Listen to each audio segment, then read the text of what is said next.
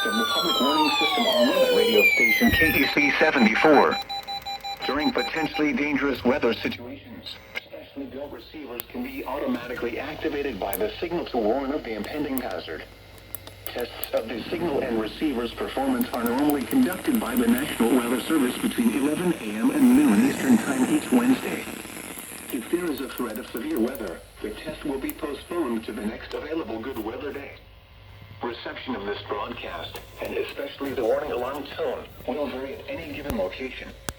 This variability, normally more noticeable at greater distances from the transmitter, can occur even though you are using a good quality receiver in good working order.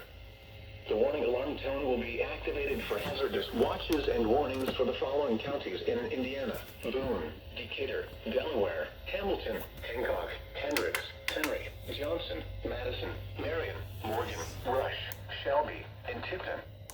This concludes the weekly test of weather radio station KEC74.